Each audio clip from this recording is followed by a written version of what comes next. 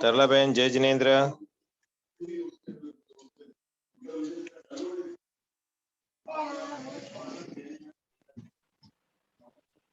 Hello, जय जिनेन्द्र तरला बहन। जय जिनेन्द्र भाई, केम छो सातामा? बस एकदम अच्छे हैं, आप कैसे हैं? बस बस एकदम भगदेव गुरु धर्म की कृपा है, सब कुछ ठीक है। चलिए आप बढ़िया। लोगों को मिलके और ज्यादा खुशी होती है। बिल्कुल बेटा, इधर आ बेटा, इधर आ इधर आ। आपका रिकॉर्डिंग शुरू हो गया है? हाँ, रिकॉर्डिंग मैंने ऑन ही किया हुआ है, तो थोड़ा तो सब आ जाए, जब करना है तब। हाँ नहीं, वो विनोद से मेरी बात हो गई है। विनोद ने भी अच्छा। कहा है कि वो आपके चैनल पे डाल देगा, तो मैंने कहा कि रिकॉर्डिंग ऑन कर देता हूँ और फिर वो आपके चैनल पे डाल देगा। ओके ओके, कोई बात नहीं। और मैंने एक वो भेजा है पिक्चर आपको, पेपर का। हाँ, उसको आप डिस्प्ले कर सकते हो। वो डिस्प्ले शायद नहीं होगा, क्योंकि वो मैं सेल फोन से कर रहा हूँ अभी। अच्छा, कोई बात नहीं। कंप्यूटर नहीं है मेरे पास अभी यहाँ पे। हाँ, कोई बात नहीं। तो उसमें बाद में आप अपने ग्रुप अपने सबको भेज देना। हाँ, ईमेल कर देना या कैसे भी भेज देना। ईमेल कर देंगे, बरोबर है। हाँ। और तबीयत वगैरह ठीक है आपकी? बस ठीक है। एक 1 मिनट। हाँ। मिल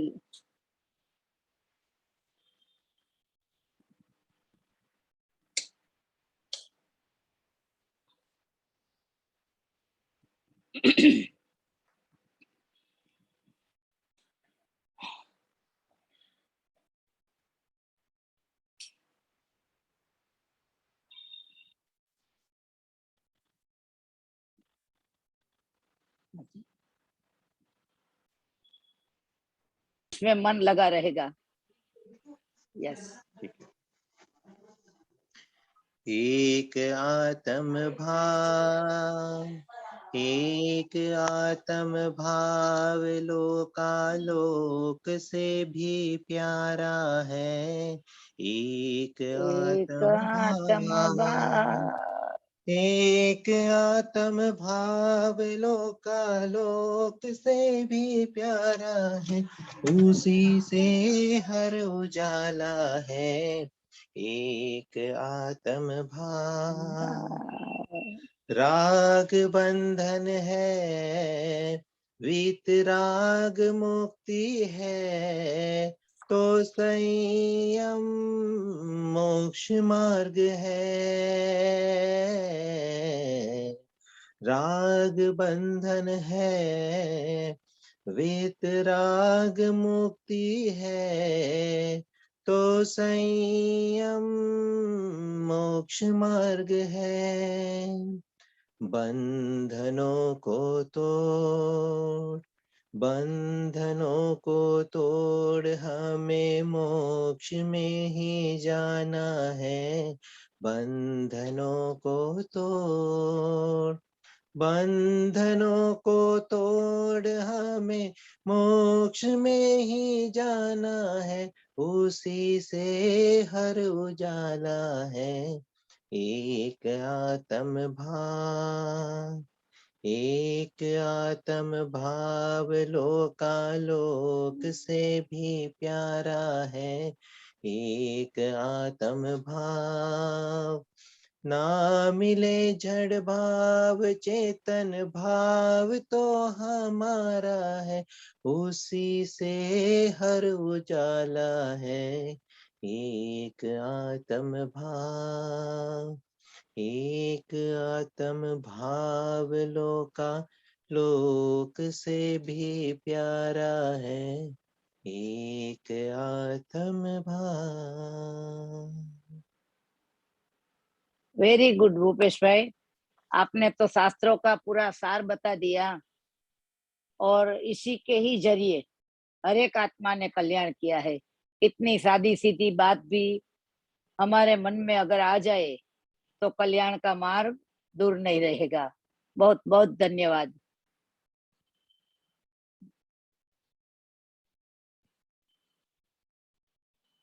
विनोद भाई जी ज्वाइन हुए हैं। विनोद जी, आप भी कुछ सुना सकते हैं तो सुना दीजिए। नहीं नहीं, जय जिनेन्द्र, मैं जय सुनूंगा तो जिनेन्द्र सब क्या अभी ड्रॉप कर देंगे। जी? अगर मैं सुना है तो सब अभी ड्रॉप कर देंगे फोन। अभी देखो भाई, आपको नवकार मंत्र बोलना होगा। जरूर शुरू करेंगे तो हाँ, क्या सभी कर ये सकते हैं?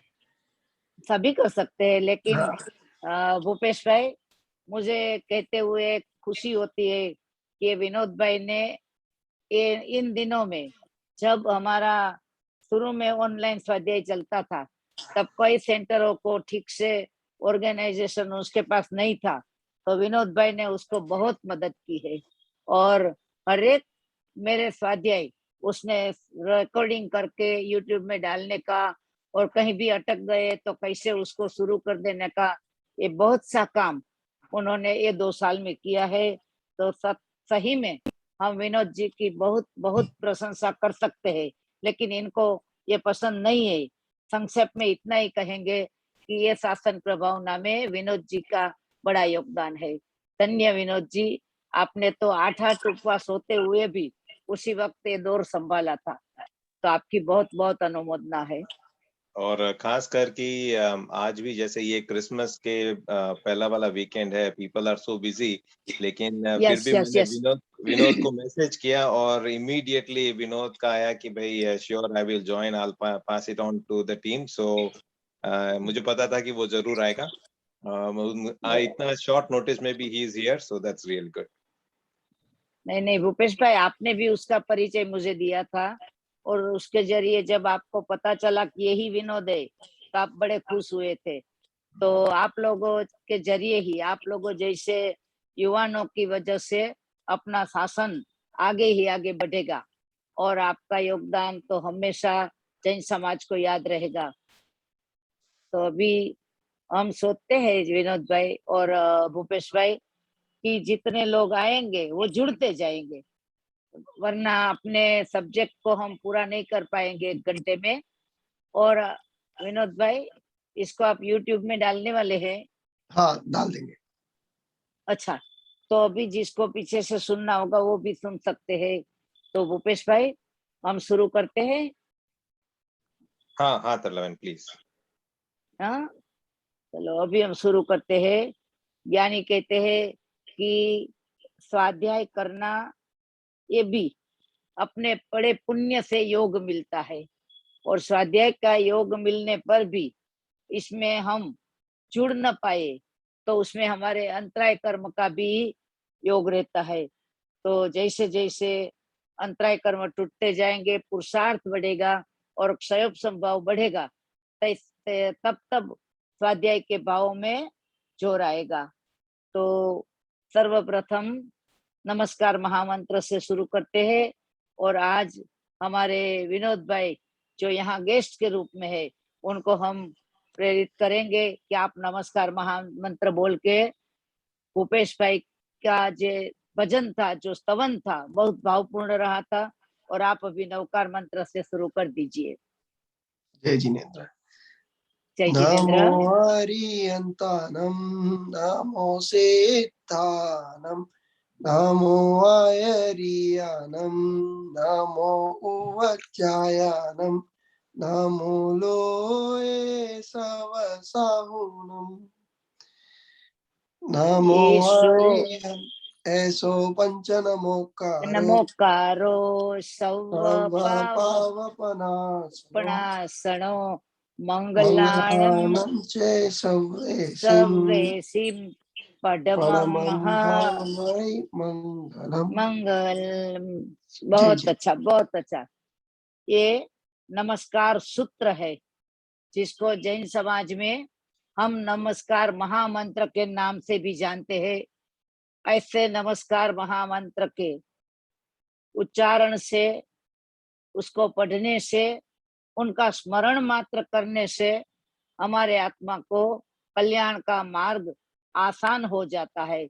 लेकिन ज्ञानी कहते हैं कि जन्म से हमने जैन कुल तो पा लिया और नमस्कार सूत्र, नमस्कार महामंत्र भी हमने पा लिया है, लेकिन आज तक हम नमस्कार महामंत्र का रटन कर रहे हैं। जैसे हम रिसाइट करते हैं बच्चे के रूप में, उसी तरह से हम नमस्कार मंत्र का भी रटन कर लेते हैं। तो ज्ञानी कहते हैं कि आराधना के मार्ग में रटन से ऊपर उठ के हमें क्या करना चाहिए। तो ज्ञानी कहते हैं रटन के बाद होता है स्मरण। पहले हमने सुना, उसको ग्रहण किया, उसका उच्चारण किया, और उच्चारण होने के बाद जब हम उसके प्रति आदर सम्मान या तो उसकी आवश्यकता को जानते हैं, तब हम उसका स्मरण भी कर लेते हैं। लेकिन रटन से और स्मरण से पूर्ण रूप से आराधना का भाव दृढ़ीभूत नहीं होता, मतलब दृढ़ नहीं होता है।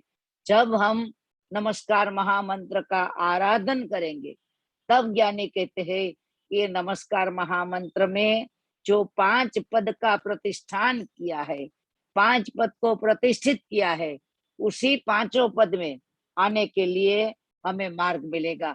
इतनी प्रस्तावना भूपेश भाई आपके लिए हमने हिंदी में की है। अभी और सुनने वाले सब गुजराती में है, तो अभी गुजराती में आगे बढ़ते हैं। आओ नमस्कार महामंत्र जे मने ने तमने जन्मथी મળ્યો છે, પરંતુ નાની કહે છે અનાયાસે, એટલે ફ્રી ઓફ ચાર્જ, મુફ્તમાં કે આમ જ મળી ગયો નથી। એના માટે પણ મેં ને તમે અનંત જન્મમાં, અનંત કાળ પછી જ્યારે કોઈ તીર્થંકર પરમાત્માનું મને ને તમને આપણા જીવનમાં કોઈ પણ પ્રકારે આગમન થયું હશે, એટલે કે જ્યાં તીર્થંકર હોય ત્યાં આપણે પહોંચી ગયા હશું। અને એ વખતે જે સંવત્સરણમાંથી નાદ ઉઠ્યો હશે, સુર ઉઠ્યો હશે, ગણધરોએ અને ગુરુ ભગવંતોએ જે પંચ પરમેષ્ઠી પદનું આપણને ભાન કરાવ્યું, એવા પંચ પરમેષ્ઠીમાં આપણી શ્રદ્ધા થઈ હશે। ત્યાર પછી જ એ નમસ્કાર મહામંત્ર મને ને તમને જન્મથી મળ્યો। જ્યારે પંચ પરમેષ્ઠી પ્રત્યેનો આપણો આદર ભાવ બળવાન બને, દ્રઢ બને, અને એના પ્રત્યેની આપણી ઝંખના તીવ્ર બને, ત્યારે એ આપણા લોહી સાથે, આપણા શ્વાસ સાથે અને આપણા ભાવ સાથે જોડાઈ જાય છે। તો આવા નમસ્કાર મહામંત્રને પ્રાપ્ત એવા મનુષ્ય ભાવમાં મારું ને તમારું સ્થાન શું છે, એની ગણતરી કરવા માટે ગુરુ ભગવંતોએ આપણને એક ઉપમા રૂપે કેટલીક વાત બતાવી છે। એ જાણશું તો મને ને તમને આપણું ગૌરવભર્યું સ્થાન કેટલું મહત્વનું છે એનું સ્મરણ થશે। અને આ મહત્તા સ્વીકાર્યા પછી, આ મહત્વ જાણ્યા પછી આપણે આ પદ ઉપરથી ગબડી પડવાને બદલે વધુ ને વધુ ઉપર જવાનો પ્રયત્ન કરશું. એક વખત ઉચ્ચ સ્થાન પ્રાપ્ત થાય ત્યાર પછી આપણો ભાવ એવો રહેવો જોઈએ કે હે પરમાત્મા, હવે મારે આ સ્થાનથી નીચે તો જવું જ નથી. તો એક કલ્પના કરો, ધારો કે રોજ હંમેશા એવરી ડે આ લોકમાં 100 અબજ જીવો જન્મ લે છે. આપણે કલ્પના કરવાની છે કે આ અનંતા શબ્દ બોલીએ છીએ ને, એ બધા અનંતા જીવોને આપણે 100 અબજમાં સમાવી લઈએ. તો દરરોજ આ લોકમાં 100 અબજ જીવો જન્મ લે તો એમાંથી 99 અબજ 99 અબજ જીવો તો તિર્યંજ ગતિમાં ચાલ્યા જાય છે. હર સમયે જન્મ લેતા જીવોમાંથી 99% 99 પોઈન્ટ જીવો તિર્યંજમાં ચાલ્યા જાય છે. એટલે 100 અબજમાંથી 99 અબજ તો તિર્યંજમાં ચાલ્યા ગયા. હવે માત્ર 1 અબજ બચ્યા. હવે એ 1 અબજમાંથી પાછા 99 કરોડ દેવલોકમાં ચાલ્યા જાય છે. હવે આ દેવલોકમાં ગયેલા 99 કરોડ બાદ કરો એટલે બાકીના વધ્યા 1 કરોડ, અને 1 કરોડ માંથી 99 લાખ જીવો નર્ક ગતિમાં જાય છે. જુઓ, કલ્પના કરજો, 100 અબજ માંથી 99 અબજ તિર્યંજમાં ગયા, 99 કરોડ દેવલોકમાં ગયા અને 99 લાખ નર્ક ગતિમાં ચાલ્યા ગયા છે. હવે વધ્યા છે 1 લાખ. આ 1 લાખ માંથી 99,000 જીવો સમૂર્છિ મનુષ્ય થઈ જાય છે. આપણે જૈન સમાજ સિવાય, જૈન સાહિત્ય સિવાય ને જૈન કોન્સેપ્ટ સિવાય આ સમૂર્છિ મનુષ્યની વાત કોઈ પણ ધર્મમાંથી મને ને તમને જાણવા નહીં મળે. કારણ કે આ સમૂર્છિ જીવોનું સ્વરૂપ એ કેવડીના જ્ઞાનનો વિષય છે. એ માઇક્રોસ્કોપનો વિજ્ઞાનનો વિષય નથી, મતિ શ્રુત કે અવધિ જ્ઞાનનો વિષય પણ નથી. એટલે આ લોકમાં મતિ શ્રુત અને વિશાળ અવધિ જ્ઞાન વાળા જીવો હોય કે માઇક્રોસ્કોપિક જગતમાં ઉત્તમમાં ઉત્તમ સાધન પ્રાપ્ત થયું હોય તો પણ આ સમૂર્છિ મનુષ્ય દેખાતા નથી. આપણે બધા બોલીએ છીએ 14 પ્રકારના સમૂર્છિ મનુષ્ય. આ સમૂર્છિ જીવો, સમૂર્છિ તો તિર્યંજમાં પણ હોય, પરંતુ એ સમૂર્છિ ની વાત નથી. આ સમૂર્છિ મનુષ્ય થાય. હવે વધ્યા એમાંથી માત્ર 1000 જીવો, એમાંથી 900 જીવો અનાર્ય દેશ કે જાતિમાં જન્મી જાય છે. 1000 માંથી 900 અનાર્ય દેશમાં કે જાતિમાં જન્મી જાય, અને તેમાંથી 100 વધ્યા, એમાંથી પણ 99 જીવો તો નોન જૈન. નોન જૈન એટલે હું તમને જાતિની દ્રષ્ટિએ નથી કહેતી, પણ જૈનત્વના ભાવ વિનાના કુળમાં એનો જન્મ થઈ જાય છે. એટલે એમાંથી બચ્યો 1 જીવ. એમાંથી જો આપણે કલ્પના કરી હતી 100 અબજ જીવોની, એમાંથી જે 1 જીવ જે જૈન કુળમાં જન્મે છે એ હું ને તમે છીએ. અતિશયોક્તિ નથી.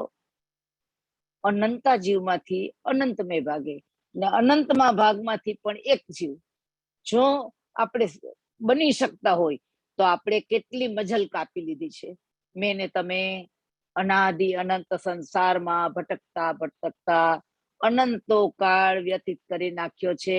અને હવે મને ને તમને જે સ્થાન પ્રાપ્ત થયું છે એની તમે, આ હું જિનેશ્વર ક્યારેય ઓછું અધિક વિપરીત કરતા નથી.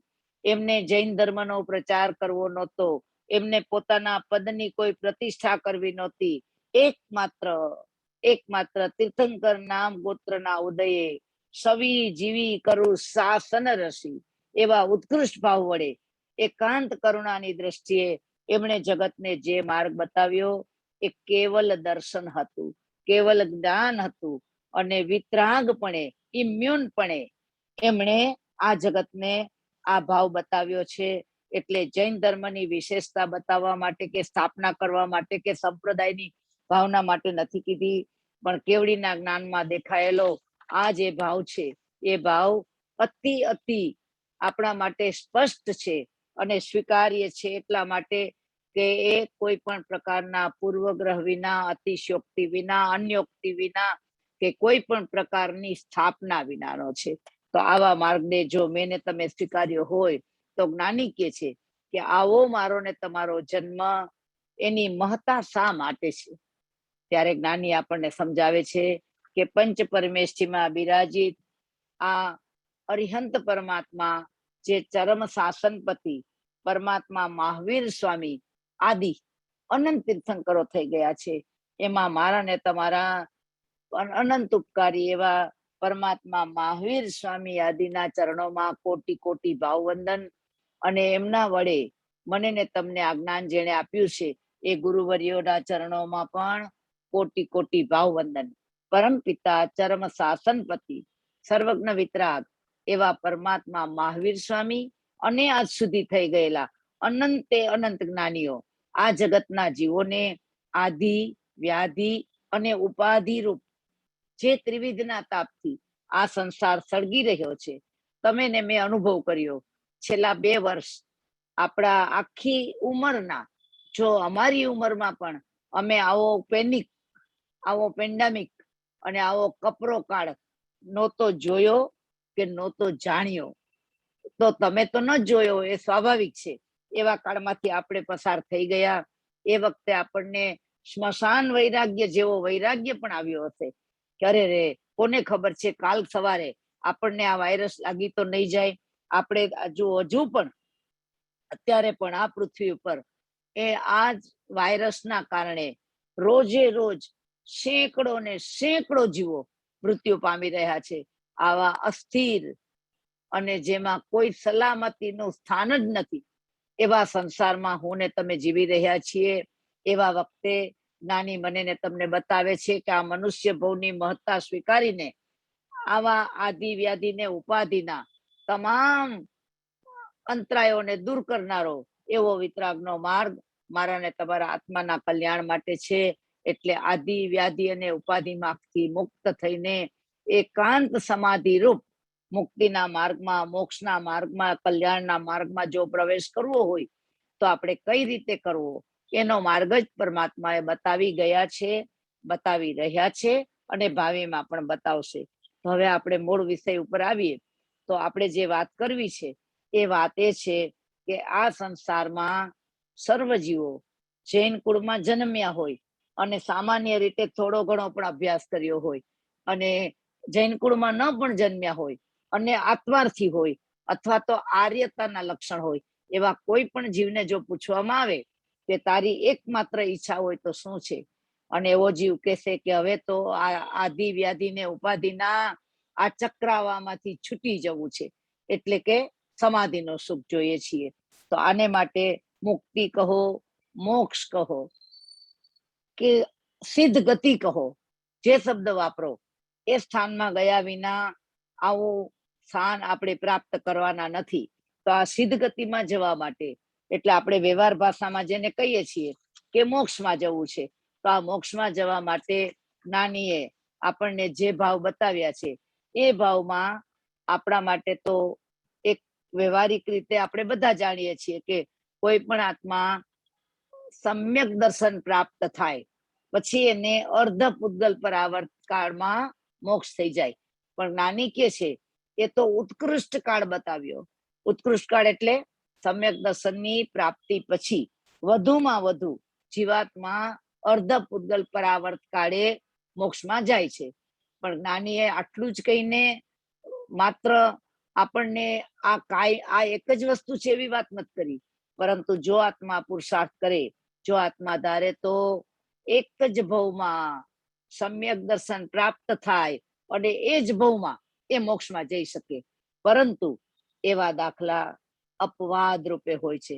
મારી ને તમારી સમજણમાં ને ધારણામાં આજ સુધીમાં આવો એક જ દાખલો આપણે જોયો છે ને છે મરુદેવા માતા.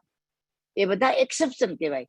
સામાન્ય રીતે મિથ્યા દ્રષ્ટિ હોય, સમ્યક દર્શન પ્રાપ્ત થાય અને ત્યાં ને ત્યાં એ આત્મા અંતર્મૂર્તમાં કેવળ જ્ઞાન કેવળ દર્શન લે અને ત્યાંથી જ નિર્વાણ પામી જાય. એવા અલ્પકર્મી અળુકર્મી જીવાત્માઓ બહુ જ અલ્પ હોય છે. પરંતુ આગળ વધીને વાત કરી છે કે એક ભવથી માંડીને એકાવતારી, એક ભવ એટલે એકાવતારી અને 3 ભવ એટલે વર્તમાન કાળમાં આપણે એકાવતારી શબ્દ કહીએ ને ત્યારે 3 ભવની અપેક્ષા છે. કારણ કે 5મા આરામાં જન્મેલો જીવ એ જ ભવે મોક્ષમાં જતો નથી. એટલે એવો જીવ એકાવતારી થાય તો પાંચમા આરામાંથી મૃત્યુ પામીને એ કાં તો જો એનું આયુષ્ય પેલા બંધાઈ ગયું હોય તો જ આ વસ્તુ બને. એટલે દેવલોકમાં કે નર્ક ગતિમાં જાય, ત્યાંથી મનુષ્ય થઈને એ જ ભવમાં મોક્ષે જાય. એટલે એને એક અવતારી કહીએ છીએ. અને કેટલા બધા જીવો એક ભવ કે 15 ભવ કરીને પણ મોક્ષમાં જાય, અને વધુમાં વધુ અર્ધપૂતગલ પરાવર્તન કાળમાં મોક્ષમાં જાય. આ મોક્ષમાં જવાની આપણી જે પદ્ધતિ છે એમાં જ્ઞાનીએ આપણને એવા ભાવ બતાવ્યા છે કે ઠાણાંગજી આગમ આપણું મૂળ આગમ છે, એ ઠાણાંગજી આગમ એ મૂળ સૂત્ર છે અને કાલિક સૂત્ર છે. એની અંદરમાં જેમ આપણે પ્રકરણ કહીએ ને એમ આગમની અંદર અધ્યયન શબ્દ વપરાય છે. એમાં 10 અધ્યયન આપવા, 10 ચેપ્ટર કહો, 10 પ્રકરણ કહો કે 10 અધ્યયન કહો, એમાં 10 અધ્યયન છે. એમાં 10મું સ્થાન એમાં ઠાણાંગજી સૂત્રની અંદર એને પહેલું સ્થાન, બીજું સ્થાન, ત્રીજું સ્થાન, એ રીતે અધ્યયનને પણ પાછું સ્થાન રૂપે બતાવ્યું છે. તો આવા ઠાણાંગજી આગમના 10મા સ્થાનમાં આપણને જે બતાવવામાં આવ્યું છે એનું ગુરુ ભગવંતોએ આપણને ટાઇટલ આપ્યું છે ભવિ ભદ્રત્વ સૂત્ર. ભવિ ભદ્રત્વ એટલે ભાવિમાં સિદ્ધ ગતિને પ્રાપ્ત, સદગતિ અને મોક્ષના માર્ગની પ્રાપ્તિ કરનારા એવા એકાવતારી જીવો કે જે વધુ એક જ ભવ કરીને મોક્ષમાં જાય. એટલે મારે ને તમારે જો આમ તો આપણે બધા જાણીએ છીએ કે સિદ્ધ ગતિ એક જ છે, તો પણ વ્યવહારમાં આપણે એને સિદ્ધ ગતિના 15 સિદ્ધ થવાના 15 ભેદ બતાવ્યા છે. એટલે થવાનું તો સિદ્ધ છે, પણ 15 પ્રકારે જીવો એવા પ્રકારના જીવો છે કે જે સિદ્ધ ગતિમાં જાય છે. એવી રીતે તીર્થંકર નામ ગોત્ર બાંધવાના પણ આપણને 20 સ્થાન બતાવ્યા છે. નોટ નેસેસરી કે આપણે 20 સ્થાન આરાધવા પડે. 20 માના 20 હોય કે 20 માનું કોઈ પણ એક હોય, પણ એની આરાધના કરીને જીવાત્મા તીર્થંકર નામ ગોત્ર બાંધી શકે છે. એવી જ રીતે આ ઠાણાંગજી આગમમાં આપણને બતાવ્યું છે કે મારો ને તમારો આત્મા જો પુરુષાર્થ કરે તો આ ભવની અંદર એકાવતારી બને, અને વધુમાં વધુ ભવ કરે તો પણ એ 15 ભવમાં તો અવશ્ય મોક્ષમાં જાય. એટલે આ સ્થાન આપણને આપ્યા છે. અને ભૂપેશભાઈ તમને એની કોપી પણ મોકલશે. એ 10 ના નામ હું અત્યારે આપની જાણકારી માટે કહી દઉં છું કે પહેલું જ સ્થાન બતાવ્યું છે નિદાન નહીં કરવાથી. મારો ને તમારો આત્મા અનાદિ અનંત ભૂતકાળમાં આજ સુધી જ્યાં સુધી અજ્ઞાન છે ત્યાં સુધી એના જીવનની અંદર સુખ શબ્દ આવે એટલે સુખની વ્યાખ્યા એની હંમેશને માટે શરીર, પરિવાર અને પરિગ્રહ, આ 3 વસ્તુ. તમે ક્યારેક શાંતિથી બેસી અને આત્મ સંશોધન કરજો, ખૂબ ઊંડી વિચારણા કરજો કે આપણે જ્યારે આ કોરોનાના કાળમાં ધર્મ કરતા હતા ને ત્યારે પણ ઊંડે એવી આશા હતી કે મને રોગમાં ઘેરાઈ ન જવું પડે, અકાળે મારું મૃત્યુ ન થાય. આવા ભાવ સાથે આપણી અંદરની ભય સંજ્ઞા આપણને પ્રેરિત કરતી હતી. એટલે જીવવાની જીજીવિષા એ સૌથી બળવાન છે. એટલે શરીર, પછી મારો પરિવાર, મારા ઘરનાને કઈ ન થાય, મારા પરિવારના કોઈ સભ્યોને કશું નહીં, કે અમે તો અમારી તો ચિંતા નથી કરતા, પણ અમારા છોકરાઓને રોજ બહાર જવું આવવું પડે છે, એનો અમને ભયંકર સ્ટ્રેસ રહે છે. એટલે આપણું સુખ શું હતું કે આપણા પરિવારને કશું ન થાય. અને હવે વ્યવહારમાં જેની જરૂર છે એ પૈસા, એ પરિગ્રહ. આ શરીર, પરિવાર ને પરિગ્રહ, આ 3 ના લક્ષ્ય જ આપણે ધર્મ કર્યો છે. ધર્મ જ્યારે પણ કરીએ ને ત્યારે ઊંડે એક ભાવ હોય છે કે ધર્મ કરીએ તો સુખી થાય. એટલે એમાં નિદાનનો અંશ છે. એની વાત આપણે વિસ્તારથી કરશું. એટલે નિદાન નહીં કરવાથી, માત્ર મોક્ષનું લક્ષ્ય કરવાથી જીવાત્મા એકાવતારી બની શકે છે. બીજો શબ્દ આપ્યો છે એટલે નિદાન નહીં કરવાથી એક દ્રષ્ટિ સંપન્નતા. દ્રષ્ટિ સંપન્નતા એટલે જેમાં ક્ષાયક સમ્યક્ત્વની પ્રાગટ્ય કરવાની શક્તિ છે એવી દ્રષ્ટિ પ્રાપ્ત કરવી. આંખ તો અનેક ભવમાં મળે.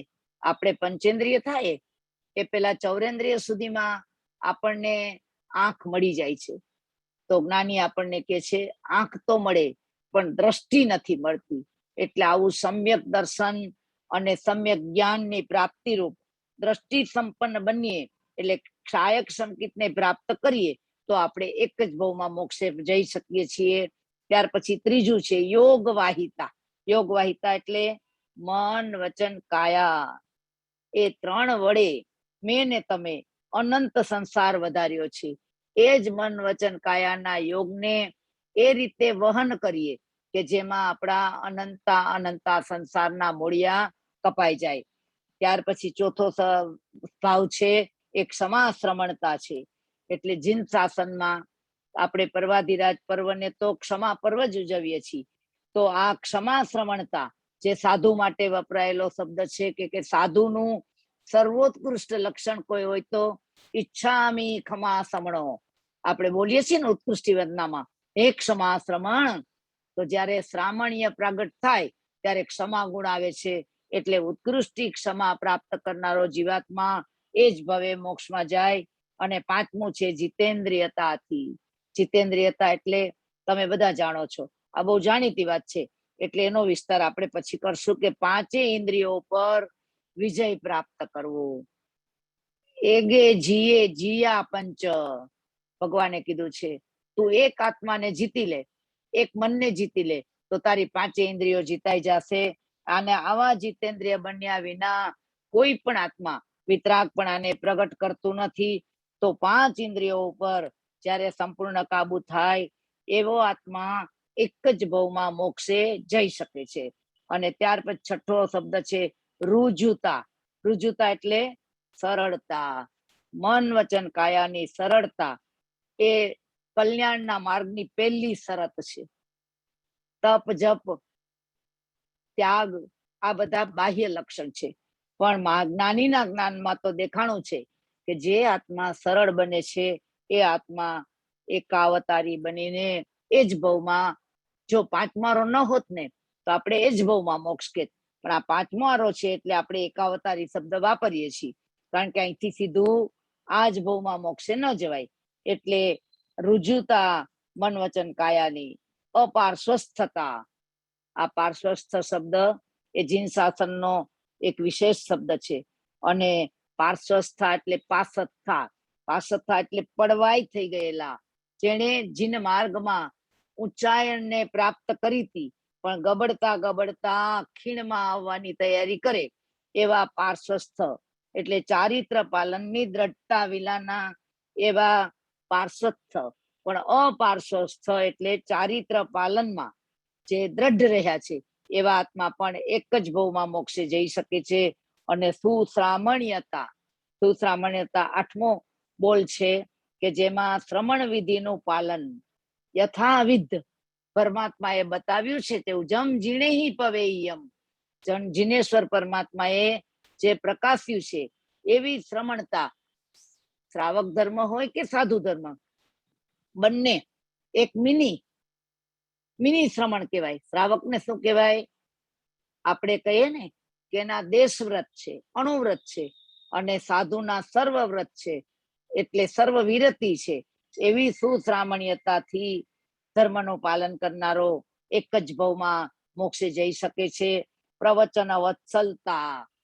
જો આગમ અને શાસન પ્રત્યે જે આત્માને ગાઢ અનુરાગ જાગે, એનો ગાઢ અનુરાગ વ્યવહારમાં આગમ અને શાસન પ્રત્યે છે, પણ નિશ્ચયમાં તો ત્યાગ અને આત્મ સ્વરૂપ તરફ છે.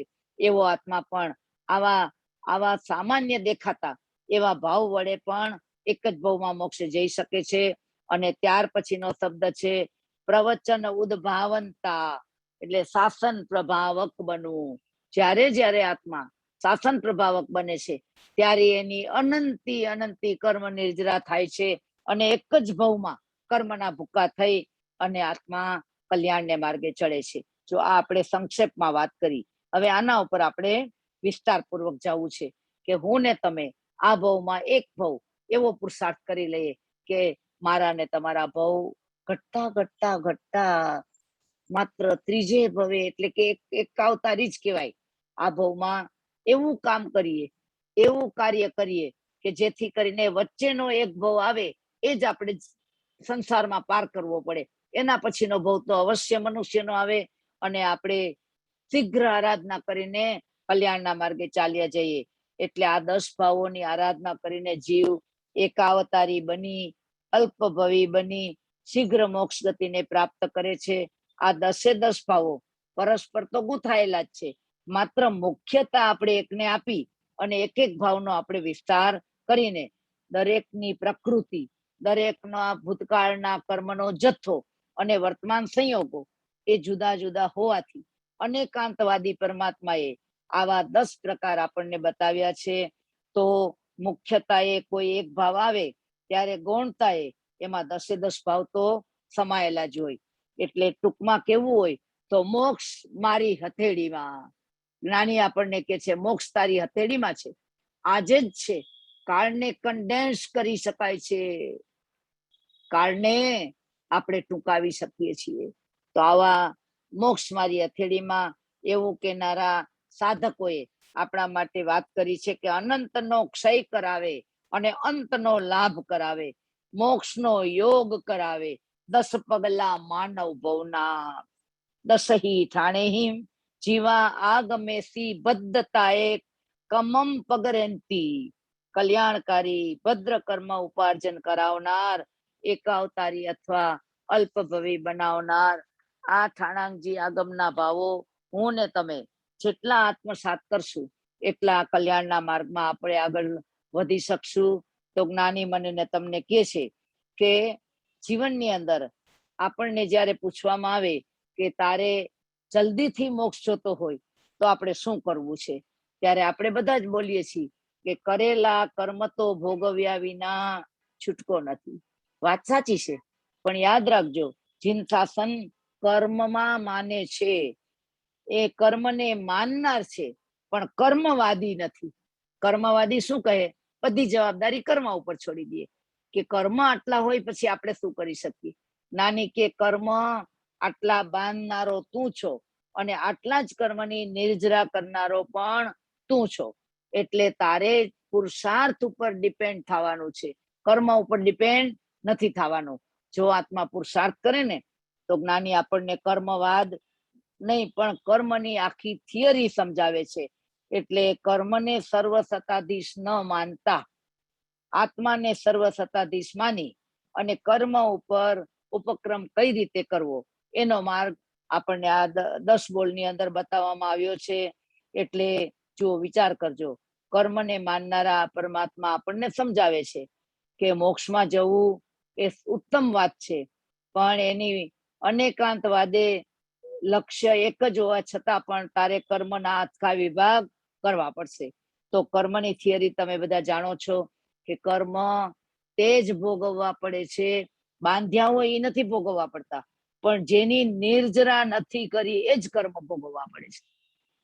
સમજાઈ ગયું? ક્યાં કર્મ ભોગવવા પડે? જેટલા બાંધ્યા હોય એ બધા ઉદયમાં આવે અને આપણે એ જ રીતે ભોગવવા પડે એવી વાત નથી. કેટલા બધા કર્મોની આપણે નિર્જરા. જ્ઞાની કે છે કે આપણે વિપાકોદય પહેલા પ્રદેશોદયમાં પણ કેટલા અનંતા કર્મોની નિર્જરા કરી શકીએ છીએ. અને તમે બધા અભ્યાસી છો, વોશિંગ્ટન સંઘ ઘણો જ અભ્યાસી છે અને ત્યાં તમારે શ્રી અરવિંદભાઈ વગેરે કેટલા બધા આપણા પાઠશાળા સ્વાધ્યાય બધા ચાલી રહ્યા છે. તો આપણી કર્મની થિયરીમાં કર્મના પ્રકાર બતાવ્યા છે: સ્પૃષ્ટ, બદ્ધ, નિધત અને નિકાચિત. આપણા કર્મ કેટલા છે? સ્પૃષ્ટ. સ્પૃષ્ટ એટલે શું? તો કે આત્માના પ્રદેશ ઉપર જે કર્મની રજ સ્પર્શાઈ ગઈ છે. સ્પૃષ્ટ માત્ર સ્પર્શી છે.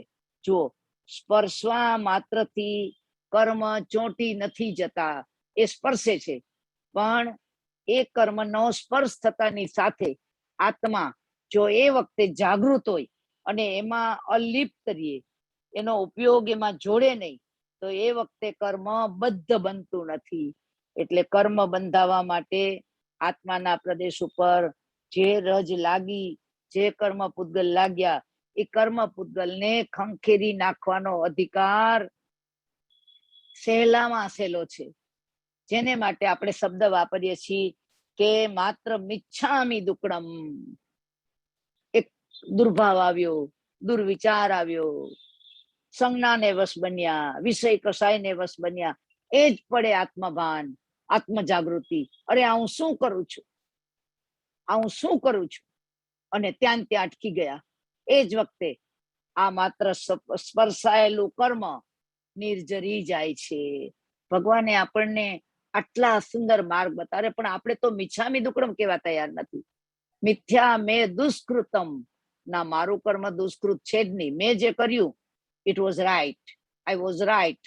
એને આવું કર્યું માટે મેં આવું કર્યું. અરે જ્ઞાની કે છે એને કર્યું એની જવાબદારી એની છે, પણ તારી જવાબદારી તારી છે. પ્રતિક્રમણ કર. આજ તો 14 નો દિવસ છે. પ્રતિક્રમણ કર, મિચ્છામી દુક્કડમ લે. હજી તને સ્પૃષ્ટ થયેલા કર્મ એ જ પડે. મિચ્છામી દુક્કડમ બોલતાની સાથે નિર્જરી જશે. પછી એ ભોગવવા માટે સમય નહીં આપવો પડે. એટલે મિચ્છામી દુક્કડમ વડે સ્પૃષ્ટ કર્મ ખપે. બદ્ધ કર્મ એટલે જે સ્પર્શ્યા પછી થોડોક સમય માટે આપણે બેભાન હતા, બેહોશ હતા, બે ધ્યાન હતા અને ચોંટી ગયા, પણ હજી ઊંડા એકમેક નથી થયા, ઊંડા ઉતર્યા નથી. એના માટે પ્રતિક્રમણ કર. આલોચના કરી, મિચ્છામી દુક્કડમ લીધું. હવે પાછો વળ, એક પગલું આગળ વધ, એટલે કે પુરુષાર્થમાં જરાક આગળ વધ. એ પ્રતિક્રમણ વચ્ચે બદ્ધ કર્મ નિર્જરી જાય અને એમાં પણ અટકી ગયા, ક્યાંય ચૂકી ગયા અને કર્મ નિધત થઈ ગયા. આત્માની સાથે આત્માના પ્રદેશમાં વધુ ઊંડા ઉતરી ગયા. આપણા કપડા ઉપર ચા કોફીનો ડાઘ પડ્યો, તરત જ ધ્યાન પડ્યું અને એ જ પડે જઈને ધોઈ નાખ્યું કપડું, સ્વચ્છ થઈ ગયું.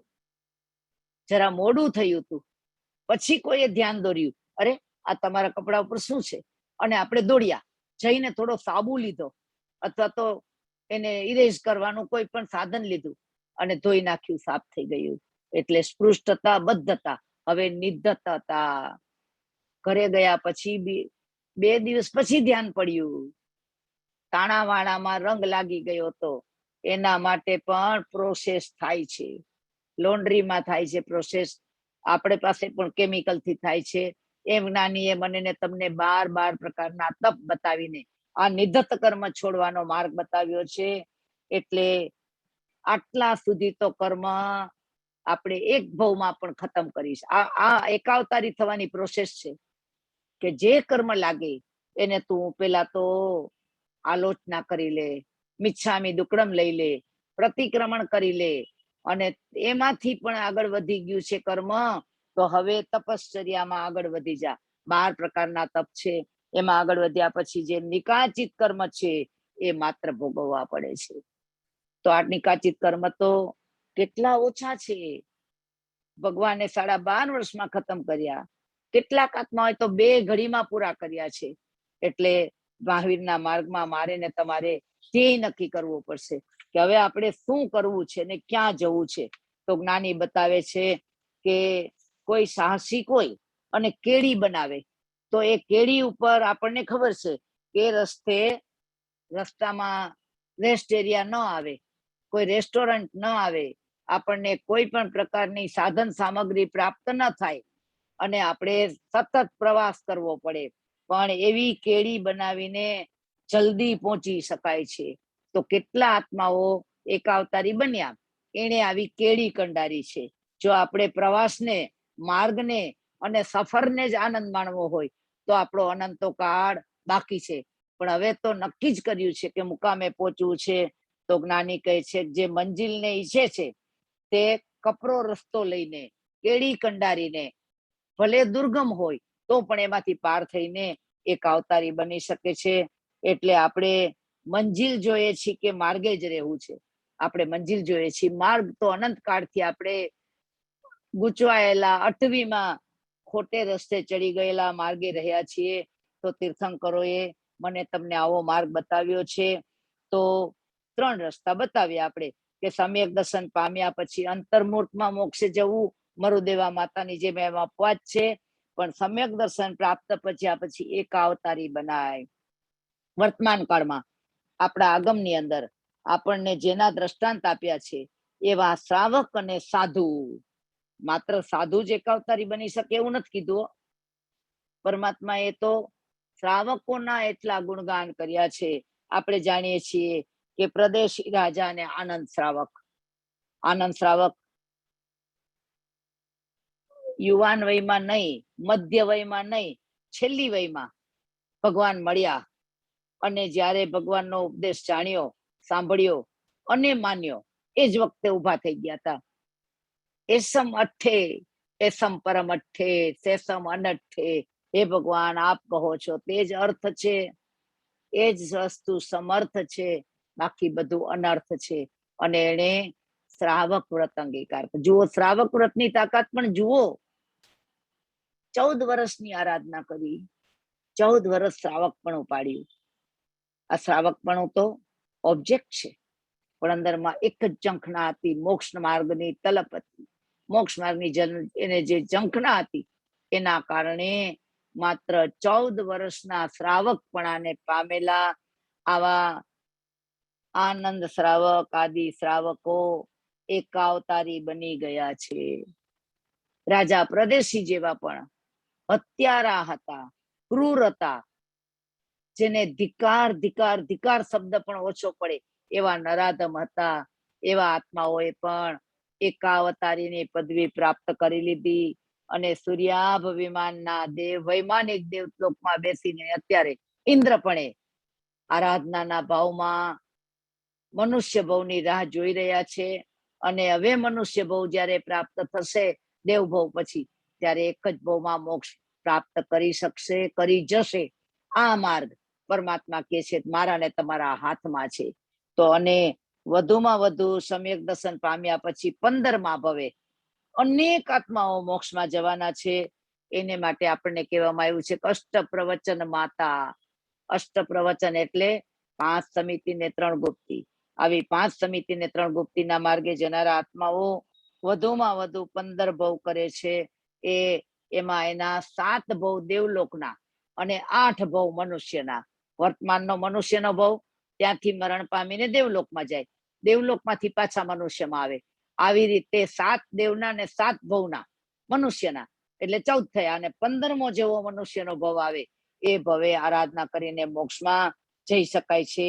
એટલે એક અવતારી કે વધુમાં વધુ 15 ભવ.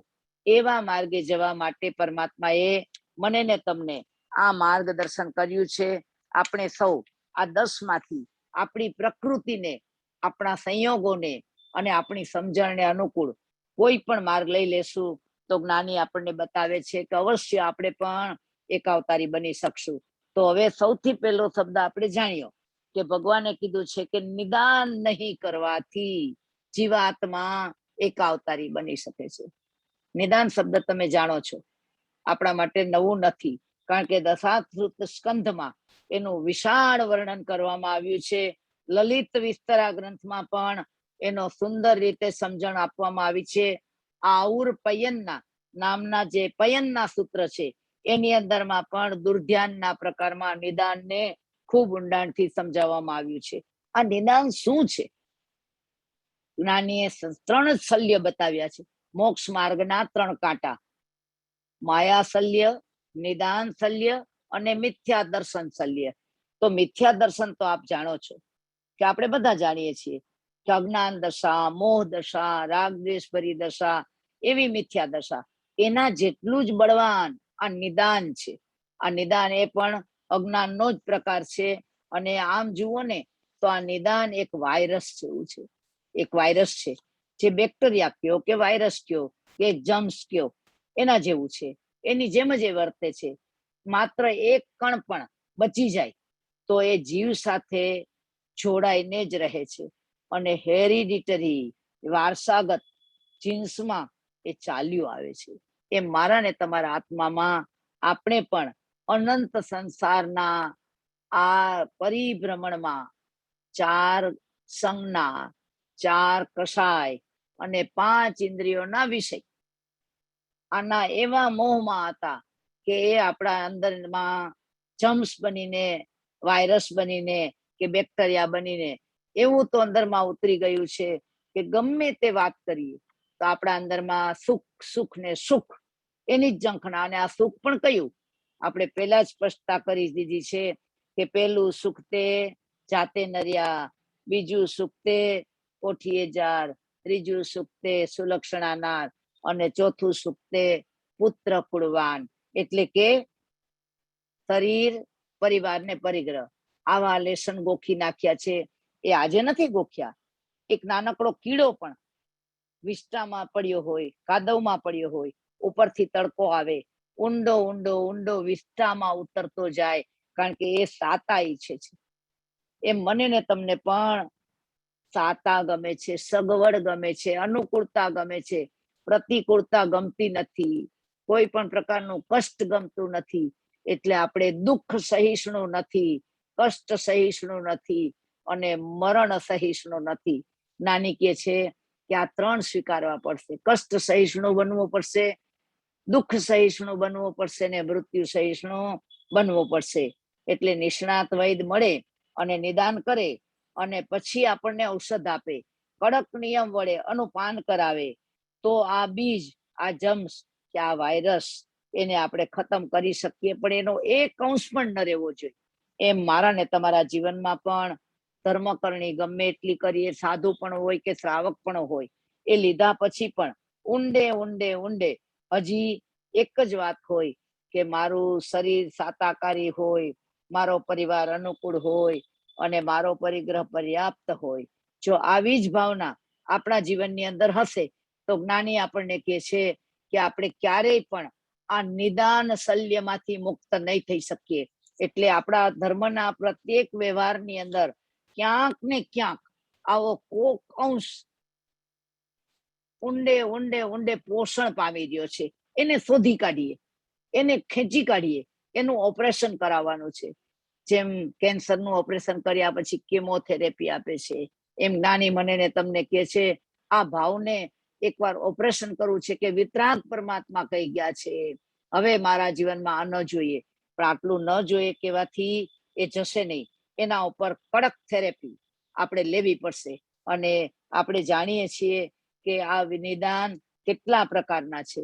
સ્વયં ભગવાન મહાવીર સ્વામીએ પોતાના જીવનનો દાખલો આપ્યો છે કે જ્યારે પોતે વિશ્વભૂતિના ભવમાં હતા ત્યારે પોતે પોતાના માંસ ખમણ તપના પારણા જુઓ, સમ્યક દર્શન, સાધુપણું અને સાથે ઘોર તપશ્ચરણ, આવા ભાવમાં હોવા છતાં પણ એક મેણું માર્યું પોતાના ભાઈની વાઈફ, પોતાની ભાભીએ, કે આવું એક જ મુઠ્ઠી મારો અને આખું વૃક્ષ જમીનમાં ધસી જાય એવું બળ તમારું. અને ગાયના ધક્કાથી પડી ગયા.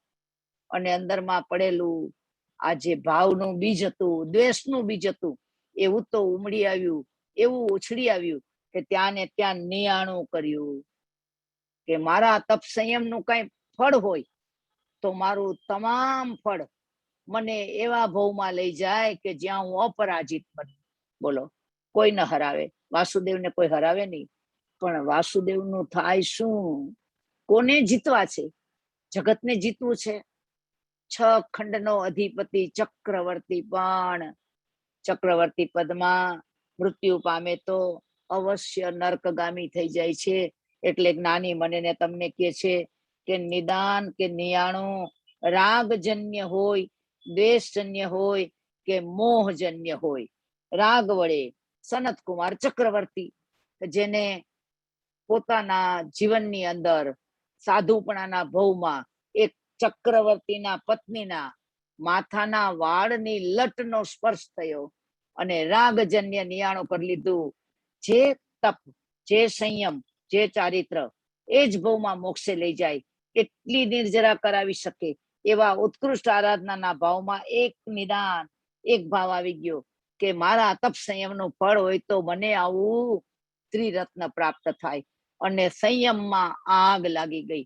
આરાધનાની અગ્નિ એવી તો બુઝાણી, આરાધનાની અગ્નિ બુઝાણી અને એની અંદરમાં મોહજન્ય આગ ભભૂકી ઉઠી અને ચક્રવર્તી બનીને, સોરી, કે જે ચક્રવર્તી બનીને 7મી નરકમાં ચાલ્યા ગયા એવા બ્રહ્મદત્ત ચક્રવર્તી, જેની આ વાત છે, સનતકુમાર ચક્રવર્તી નહીં, બ્રહ્મદત્ત ચક્રવર્તી બાય મિસ્ટેક.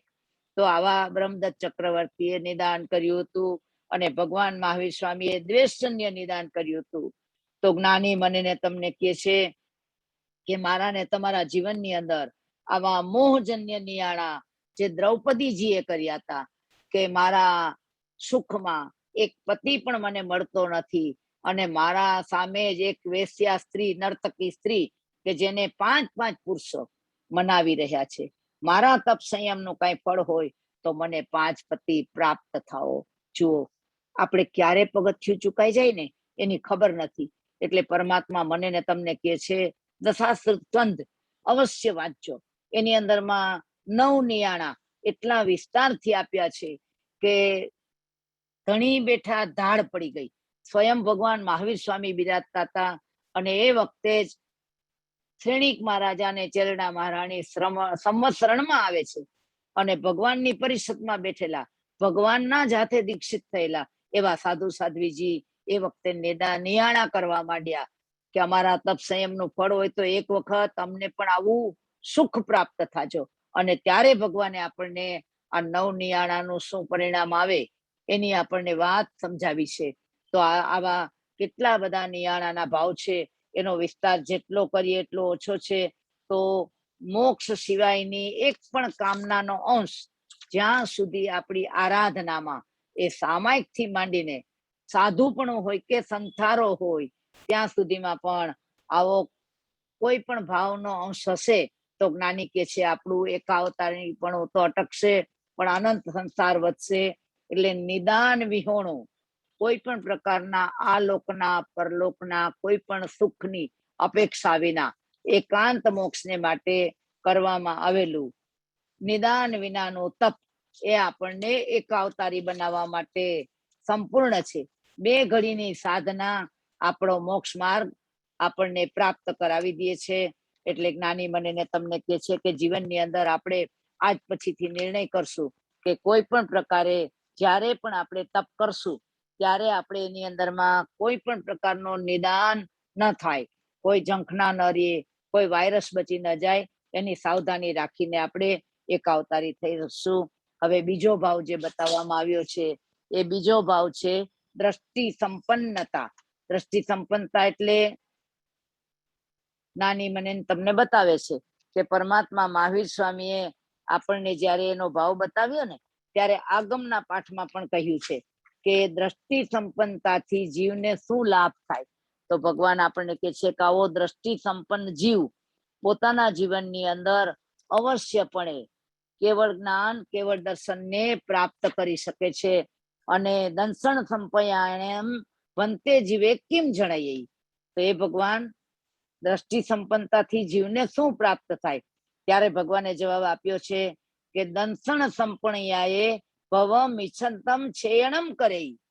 એટલે ભવના હેતુરૂપ જે મિથ્યાત્વ છે એનું છેદન કરી નાખે છે. એટલે આવી દ્રષ્ટિ સંપન્નતા પ્રાપ્ત કરવા માટે મનુષ્ય જ્યારે પુરુષાર્થ કરે છે ત્યારે જ્ઞાની કહે છે કે આ ઉત્તરાધ્યનજી આગમ છે ને એનું સૂત્ર 29મા અધ્યયનનું 60મી ગાથામાં આ શબ્દ બતાવ્યો છે. જેને વધારે અભ્યાસ કરવો હોય ને એ આનો અભ્યાસ કરી શકે છે કે જ્યારે મને ને તમને પહેલું સંકિત થાય એ ઉપસમ સંકિત કહેવાય, ત્યાર પછી ક્ષયોપસમ સંકિત અને છેલ્લું સંકિત જે ક્ષાયક સંકિત છે. એટલે ક્ષાયક સંકિતની પ્રાપ્તિ થઈ જાય એ આપણા માટે અનિવાર્ય છે. શ્રેણીક મહારાજા વર્તમાનમાં નર્કમાં છે, પરંતુ હવે નર્કમાંથી નીકળીને સીધા તીર્થંકરના પદને પ્રાપ્ત કરી એ એકાવતારી આત્મા મોક્ષને પ્રાપ્ત કરશે. વિચાર તો કરો કે ક્યાં નર્કમાં ખદબત્તો નારકીનો ને રહ્યો અને જે નર્કમાંથી નીકળશે ત્યારે એને લેવા માટે ઇન્દ્રો આવશે. કોઈ ફાંસીનો કેદી કે કોઈ આજીવન કેદનો કેદી એ કદાચ જેલમાંથી બહાર નીકળે તો એના લેવા માટે રાષ્ટ્રપતિ કે પ્રાઇમ મિનિસ્ટર કે ચીફ મિનિસ્ટર જાય ખરા? ન જાય ને. એમ નર્કગામી જીવને લેવા માટે જ્યારે નર્કમાંથી નીકળશે ત્યારે એમનું ગર્ભ કલ્યાણક થતા પહેલા, જેને ચ્યવન કલ્યાણક કહેવાય, એટલે એક આત્મા જ્યારે માતાના ગર્ભમાં આવે તીર્થંકરનો, ત્યારે એને ઉજવવા માટે 64 ઇન્દ્રો તૈયાર હોય. આ કામ દ્રષ્ટિ સંપન્નતાનો છે. આ ક્ષયક્ષમ કીર્તિ આત્મા પારાવાર દુઃખની અંદર હોવા છતાં પણ જૂના કર્મને ભોગવે છે, નવા કર્મનો બંધ નથી કરતો. એકવાર આપણે દ્રષ્ટિ સંપન્ન બની જાય ને એટલે ભૂતકાળના કર્મ ગમે તેટલા ભારે હશે, ગમે તેવા નિકાચિત હશે, તો જ્ઞાની કે છે એ અવશ્યપણે નવો અનુબંધ પાડ્યા વિના ખરી જશે. તો આ જો કેટલું સાદું સીધું કામ છે.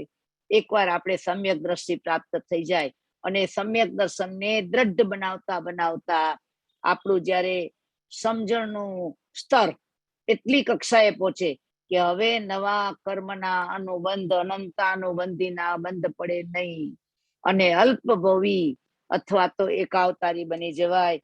એટલે સંવેગ, નિર્વેદ, અનુકંપા ને આસ્થા, આ 5 તત્વ આપણા જીવનની અંદર પ્રગટવા માંડે. તો આવી દ્રષ્ટિ સંપન્નતાના પરમાત્માએ આપણને જે ઉપાયો બતાવ્યા છે એમાં તો કહી દીધું છે કે આ તો કુંડામાં રતન છે. કુંડામાં રતન એટલે હાથ નાખો ને આવી જાય. ચોથા આરામાં જીવને છે ને એ જ બહુમાં મોક્ષ મળે છે, પણ એ સમુદ્રમાં રતન છે. ત્યાં 500 ધનુષ્યની કાયા, કરોડ પૂર્વનું આયુષ્ય, ત્યાં સંયમ લઈએ તો કેટલા ભવ સુધી, કેટલા કાળ સુધી સંયમ પાડવો પડે, કેટલા લોચ કરવા પડે. કરોડ પૂર્વનું આયુષ્ય વિચાર કરો. અને મારું ને તમારું આયુષ્ય વર્તમાન કાળના જીવનું, વર્તમાન કાળનું 100 વર્ષ ગણો મેક્સિમમ, તો પણ એ 100 વર્ષના કાળમાં આ કઈ કરોડ પૂર્વ જેટલી સાધના તો કરવી ના પડે. તો કરોડ પૂર્વની સાધના વાળો ભગવાન સિમંદર સ્વામીના ચરણમાં બેઠેલો જીવ પણ એકાવતારી બની શકે. અને મારા ને તમારા જેવો તીર્થંકરના વિરહમાં, સાધુ ભગવંતોના માત્ર શરણમાં એવો આત્મા પણ એકાવતારી બની શકે. આ કયો ગુણ છે? આ કયું તત્વ છે? આ છે દ્રષ્ટિ સંપન્નતા. એટલે પરમાત્મા કે છે કે 5મા આરામાં તું સરળમાં સરળતાથી એકાવતારી બની શકે છે. એટલે મેં ને તમે અનંતવાર કરોડ પૂર્વનું આયુષ્ય, વજ્ર ઋષભ નારાચ સંગયણ અને સાક્ષાત તીર્થંકરનું શરણું પણ મેળવ્યું, પણ સાવધાન ન રહ્યા. તો હવે આ ભાવમાં સાવધાન રહી અને આપણે શું વિચારણા કરવાની છે એની વાત આપણે કરી લઈએ. અને એ વાત એ છે કે સમ્યક્ત્વની પ્રાપ્તિ પહેલા આપણે થોડીક ભૂમિકા તૈયાર કરવી પડે. આ ભૂમિકા તૈયાર કરવા માટે આપણે એ વિચારણા કરવાની છે કે મારે ને તમારે દ્રષ્ટિ સંપન્ન બનવું છે. તો આપણામાં કઈ યોગ્યતા જોશે, કયા પ્રકારનો ભાવ કેળવવાનો છે? તો પહેલો ભાવ, આ 6 ભાવ છે, તમે નોંધી રાખજો કે આપણે દ્રષ્ટિ સંપન્ન બનવું છે તો એના 6 લક્ષણો સમ્યક્ત્વની પ્રાપ્તિ પહેલાના છે. એ ભૂમિકા ઉપર, એ ફાઉન્ડેશન ઉપર આપણે, એ પ્લિન્થ ઉપર આપણો એકાવતારીનો મહેલ ચણવાનો છે. તો વર્તમાનના તમામ સુખોમાં, ભૌતિક સુખોમાં આપણને ભવિષ્યના દુઃખનું દર્શન થવું જોઈએ. સમજાણું? આ વર્તમાનમાં જેટલા પણ ભૌતિક સુખ છે ને એ બધા જ ભવિષ્યનું દુઃખ પેદા કરે છે. આવો અખંડ વિશ્વાસ છે મને તમને. ભલે સુખ છોડી નથી શકતા, ભલે સુખની ઝંખના છે, પણ એ શ્રદ્ધા છે કે પાણીના બુંદથી યાદ કરો. હું ને તમે 1 ગ્લાસ પાણી પીએ, અરે 1 શ્વાસ લઈએ, આ બધું આ તો પ્રાથમિક છે. અનંતા ભોગની વાત તો દૂર રહી, પણ વર્તમાનનું કોઈ પણ સાતાનું કે સગવડનું કે જીવન વ્યવહારનું જેટલું પણ સુખ છે એમાં ભવિષ્યના દુઃખના દર્શન થાય. ક્યારેક કલ્પના કરજો કે આપણે ભોજન કરવા માટે અગ્નિ પેટાવીએ છીએ, એના ઉપર તમે વાસણ મૂકીને એની અંદર શાક વઘારો છો કે દાળ મૂકો છો કે કુકરમાં મૂકો છો કે ગમે, ક્યારેક કલ્પના કરી જોજો કે આટલા અનંતા જીવને સ્વાદિષ્ટ ભોજન નહીં, ભલે લુખું સૂકું આંબેલનું પણ ખાવું હોય તો આટલા મગના દાણાને કે ચોખાના દાણાને બાફ્યા વિના આપણું પેટ પણ ભરાતું નથી. તો આ સાતામાં, આ સગવડમાં પણ આટલા જીવોના હાથે આપણે આવી જ કારમી વેદના ભોગવવી પડે કે ના ભોગવવી પડે? પ્રતીતિ છે, અહેસાસ છે, માત્ર સાંભળ્યું અને માત્ર જાણ્યું એટલું નથી. જ્ઞાની કે છે જે જાણ્યું છે, જે સાંભળ્યું છે, એને માનવાની શરૂઆત કર. એટલે સૌથી પહેલા મારે ને તમારે એક વસ્તુ નક્કી કરવી પડશે કે વર્તમાન જીવનની પ્રત્યેક આ સુખ સામગ્રીમાં ભવિષ્યનું દુઃખ રહેલું છે. એટલે ધીમે ધીમે એને ઓછી કરતા કરતા આખરે એક વખત ક્યારે થઈશું બાહ્યાંતર નિર્ગ્રંથ, જો એવી તીવ્રતાપૂર્વકની ભાવના જગાડશું તો એકાવતારી પદ અને દ્રષ્ટિ સંપન્નતાનો ભાવ મળશે. જીવનની પ્રત્યેક, શરીરની હોય, પરિવારની હોય કે પરિગ્રહની હોય, એ કોઈ પણ ક્રિયા જીવ વિરાધના વિનાની નથી.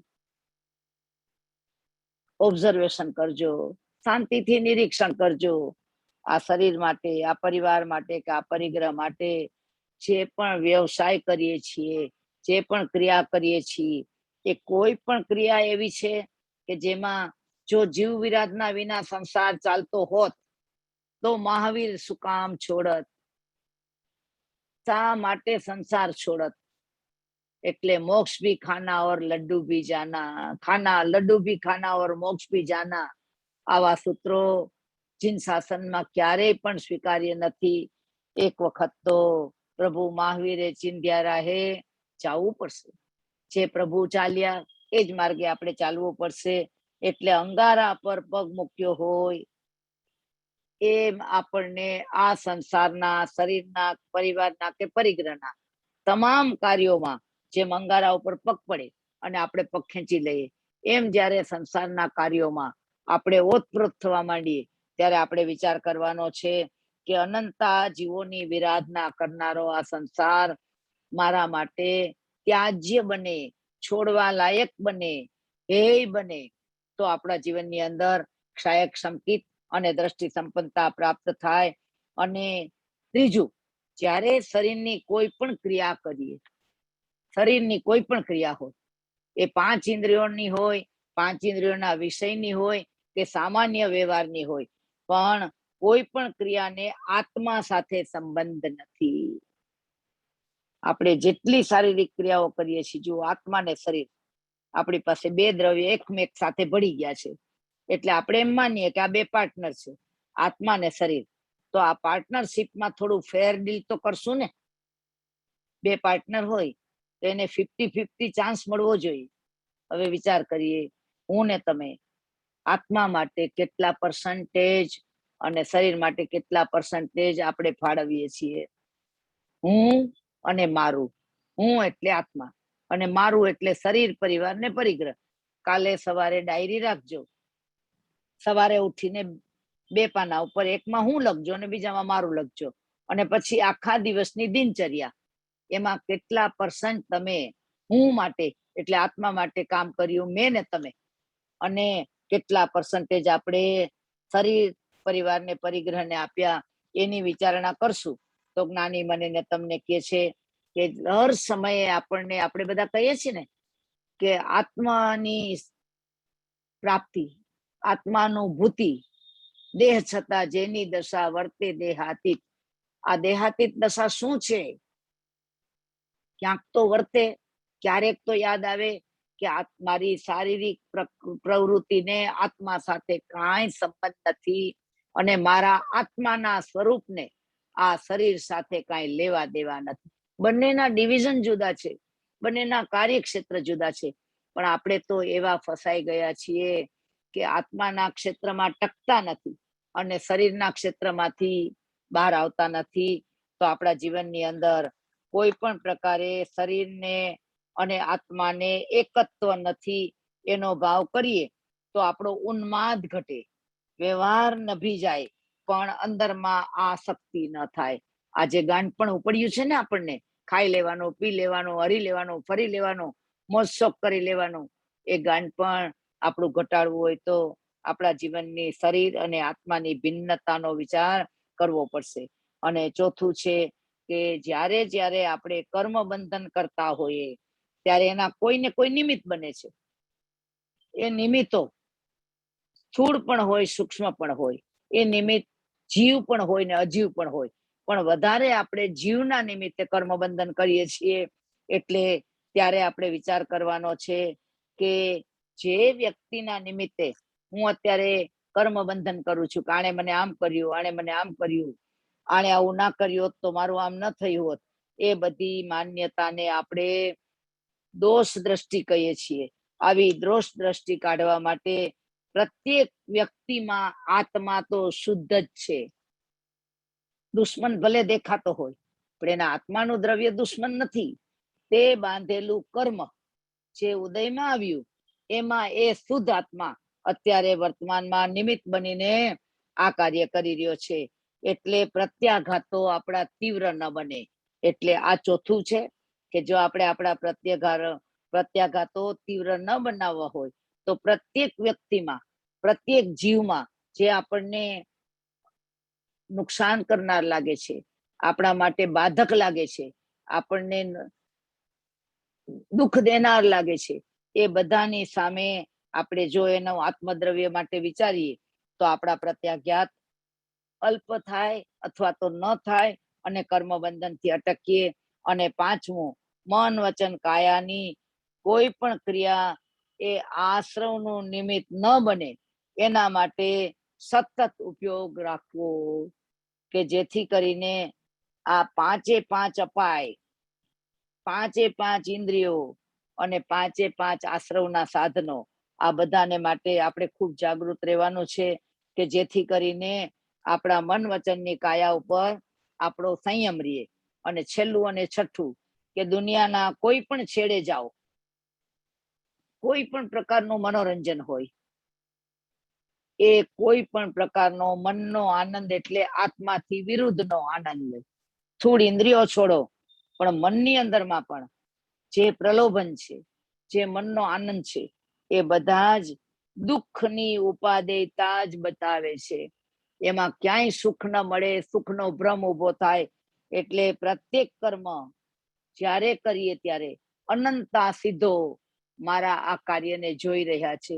અનંતા સિદ્ધોની નજરમાં હું કેટલો તુચ્છ બની જઈશ, આવી વિચારણા કરીએ તો જ્ઞાની આપણને કે છે આ 6 પ્રકારે દ્રષ્ટિ સંપન્નતાની પૂર્વ ભૂમિકા તૈયાર કરી અને આપણે ભવ મિચ્છતમ છયણમ કરી અને ભવનું વધારનારું મિથ્યાત્વ છે એનું છેદન કરી અને દ્રષ્ટિ સંપન્ન બનીએ. આવી પરમાત્માની વાણી છે. આજે આપણે માત્ર 2 ઉપાયો જે એકાવતારી થવાના છે એનું આપણે વર્ણન કર્યું છે. અને આવતીકાલના સ્વાધ્યાયમાં આપણે સમયસર શરૂ કરી અને આપણે બાકીના 8 ઉપાયો જે છે, 8 કારણો જે છે, જે 8 નિયમોનું સેવન કરીને એકાવતારી બનવું છે એની વાત કરશું. તો આ પરમાત્માની વાણીને સમજતા કે સમજાવતા જીન વચનથી ઓછું અધિક વિપરીત કંઈ પણ કહેવાય હોય તો અરિહંત અનંત કેવડી ભગવંત ગુરુદેવો આત્માની સાક્ષીએ, આપ સૌની સાક્ષીએ તસ્સમિચ્છામી દુક્કડમ. ભૂપેશભાઈ અથવા તો વિનોદજી, કોઈને પ્રશ્ન હોય તો કરી શકે છે.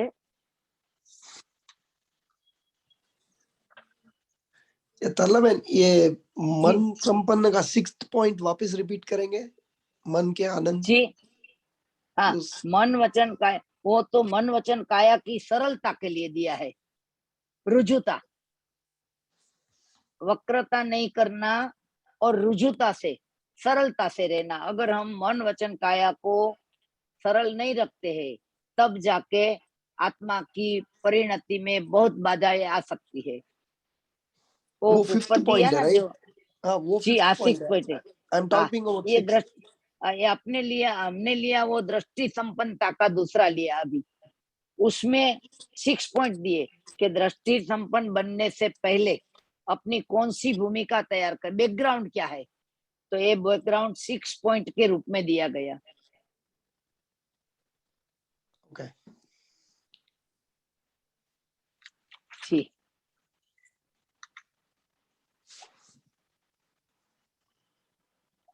તરલાબેન, જી આજે હા તમે કનુભાઈ હાજી પ્રણામ પ્રણામ પ્રણામ પ્રણામ. પ્રણામ હાજી. સાતામાં છો ને? દેવગુરુ જી, જી, પ્રસાદ, બોલો. હાજી. આપ સાતામાં છો. આજે 6 કારણો કીધા ને, એ જરા સંક્ષેપમાં સમજાવશો, પાછા કે વર્ણન કરશો? હમણાં છો લીધા ઈ? આજે 6 રાઈટ, ખાલી હા. સંક્ષેપમાં. હા ભાઈ, એને આપણે આમ તો છે ને, મેં અત્યારે તમને કીધા ને એ પ્રમાણમાં સંક્ષેપમાં જ કીધા છે, પણ છતાંય તમને ટૂંકમાં કહી દઉં કે વર્તમાનના તમામ સુખોમાં, ભૌતિક સુખોમાં ભવિષ્યના દુઃખનું દર્શન થાય. બરાબર. આપણને શું થવું જોઈએ કે કોઈ પણ પ્રકારનું વર્તમાનનું સુખ હોય છે એ ભૌતિક જ છે, તો હાજી. એમાં આપણને સુખ ન લાગવું જોઈએ, દુઃખનું દર્શન થવું જોઈએ. કે ભલે અત્યારે હું ખાઉં છું, મને તૃપ્તિ થાય છે, મને ભોજન કરવાથી બળ મળે છે, પણ એમાં મારા અનંતા ભવ તો વધે છે. એટલે ભવિષ્યના દુઃખનું દર્શન થાય. અને જીવનની પ્રત્યેક, શરીરની હોય, પરિવારની હોય કે પરિગ્રહની હોય, કોઈ પણ ક્રિયા કરીએ તો એમાં આપણને જીવ વિરાધનાનું દર્શન થવું જોઈએ. કે જીવોની વિરાધના કર્યા વિના હું ન તો મારું શરીર વધારી શકું, સાચવી શકું, ન પરિવારને કઈ અનુકૂળ કરી શકું, કે ન પરિગ્રહ પ્રાપ્ત કરી શકું. અને ત્રીજું, શરીરની કોઈ પણ ક્રિયાને આત્મા સાથે સંબંધ નથી, એનો અહેસાસ થવો જોઈએ. તો આપણે અવશ્યપણે શરીરની ક્રિયા કરવામાં આત્માને કઈ લાભ નથી કરતા, એટલે કે વ્યર્થ થાય છે. આપણો 24 કલાકનો સમય, એમાંથી મોટા ભાગનો સમય શરીરની ક્રિયામાં, શરીર લગતી ક્રિયામાં જોડાઈ જાય છે. ચોથું, જ્યારે આપણને કોઈ પણ જીવ પ્રત્યે પ્રત્યાઘાત આવે, એના તરફ ઈર્ષા દેખાય, ગુસ્સો, નારાજગી કાંઈ પણ આવે, ત્યારે એમાં માત્ર આપણે આત્મદ્રવ્યનું દર્શન કરવું. એ જ્યોતિબેન છે કે કનુભાઈ છે એમ નહીં જોવાનું. એ કોણ છે? એ શુદ્ધ આત્મદ્રવ્ય છે. એ મને કશું ના કરી શકે, હું એને કશું ના કરું. એ તો નિમિત્ત બનીને અત્યારે મારા કર્મના ઉદયને કારણે નિમિત્ત બન્યા છે. અને પાંચમું, મન વચન કાયાની પ્રત્યેક ક્રિયા એ આશ્રવનું નિમિત્ત બને તેનો ઉપયોગ રાખવો. આપણા મન વચન કાયાની કોઈ પણ ક્રિયામાં આશ્રવ જ રહેલો છે, સંવર નથી, નિર્જરા નથી, સંસારની વ્યવહારિક મન વચન કાયાની ક્રિયામાં. એટલે પાંચે અપાયને વધારે છે, મિથ્યાત્વ, અવ્રત, પ્રમાદ, કસાય ને યોગ. આ પાંચે અપાય આશ્રવ છે, અને એનું જ આ નિમિત્ત છે મન વચન કાયાના આપણી પ્રવૃત્તિ. એ પાંચમું. અને છઠ્ઠું, દુનિયાના કોઈ પણ છેડે જઈને આપણે મનોરંજન કરીએ ત્યારે આપણે વિચારવાનું કે આ પ્રકૃતિનો સૌંદર્યના નામે મનોરંજન કરીએ કે સંગીત કે ભજનના નામે મનોરંજન કરીએ, તો એ વખતે આપણે વિચારવાનું કે દરેક મનોરંજનમાં દુઃખ ઉપાદેયતા છે. વળી મારું આ પ્રત્યેક કર્મ કોઈ ન જુએ તો કાંઈ નહીં, પણ અનંતા સીધો તો એના સાક્ષી છે, એ જોઈ રહ્યા છે. એટલે કોઈ પણ કાર્ય કરતી વખતે આપણને શરમ લાગશે, ખોટું બોલતી વખતે, ખોટો વિચાર કરતી વખતે, કે અત્યારે મારા મનમાં વિચાર આવી ગયો, તો હું એમ માનું કે ચાલો મારા મનમાં વિચાર આવ્યો, કોઈ સાંભળ્યું નથી, કોઈ જાણતું નથી. પણ ના, જ્ઞાની કે છે અનંત સીધો. આપણા વિચારો ખરેખર જો ઓપન હોય ને ભાઈ, તો આપણે ભગવાન સામે ઉભા રહેવાની લાયક નથી.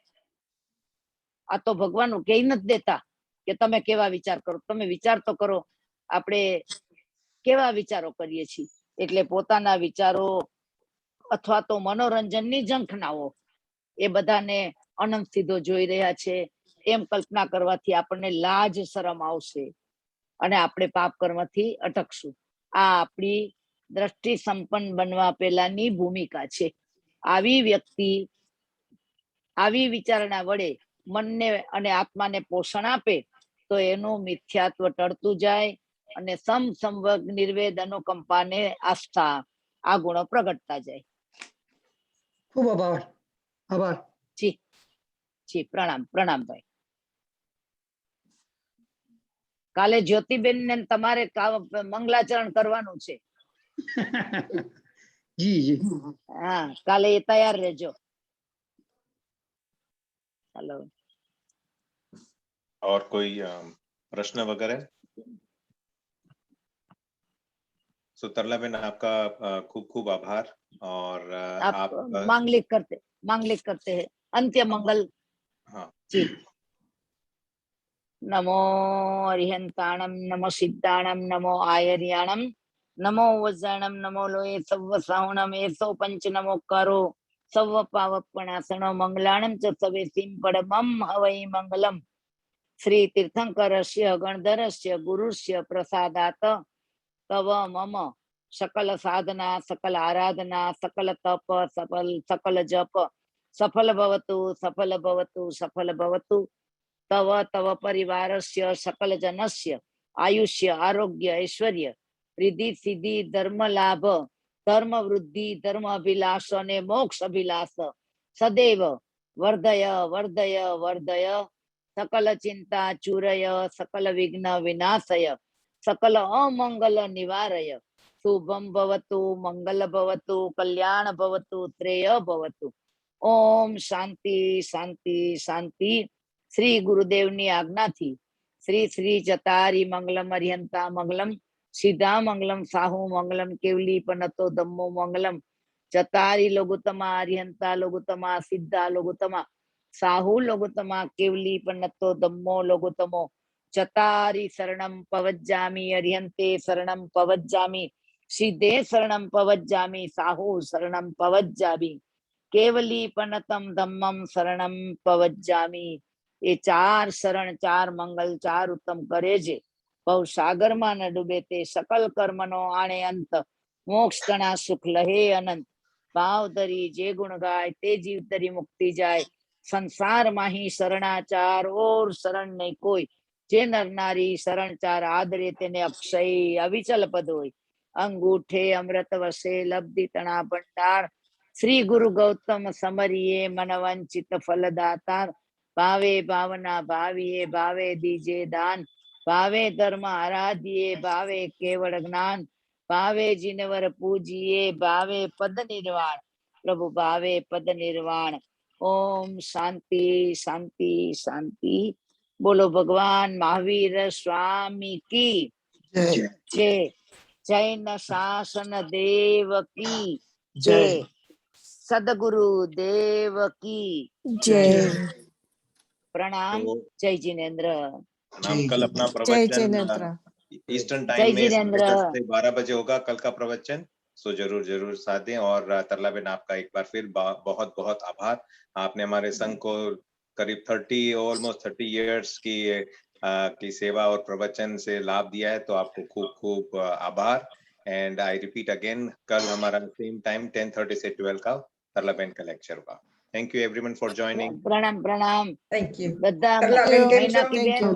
બસ હા મજામાં મહિના की બેન બસ આનંદ મજા- મંગળ હા તમે 1 મિનિટ માટે થોડા અનમ્યુટ થાવ તો હું તમને બધાને જય જીનેન્દ્ર પ્રણામ કરી લઉં જેને ભાવના હોય એ પોતાનો વિડિયો અનમ્યુટ કરે પ્રણામ છે પ્રણામ જી તલાબેન. જી હા જ્યોતિબેન કાલે તૈયાર રહેજો મંગલાચરણ માટે હા હા जय जिनेन्द्र સોનલબેન જય જીનેન્દ્ર जय जिनेन्द्र प्रणाम હા પ્રણામ પ્રણામ બેન કેમ છો जय સાતામાં जिनेन्द्र જય જીનેન્દ્ર જય જીનેન્દ્ર જય જીનેન્દ્ર હા વર્ષાબેન મોઢું બતાવ્યું જય જીનેન્દ્ર ચાલો બસ બધા સાતામારીઓ जय અને हिंद એકાવતારી બનવાની આરાધના આપણે કરીએ જ્યોત્સનાબેન સાતામાં છો ને પ્રણામ પ્રણામ હા જય જીનેન્દ્ર કાંતિભાઈ હવે 28 ક્યારે કરવી છે આવતા પર્યુષણમાં ચાલો બધા સાતામારીઓ બધાને પ્રણામ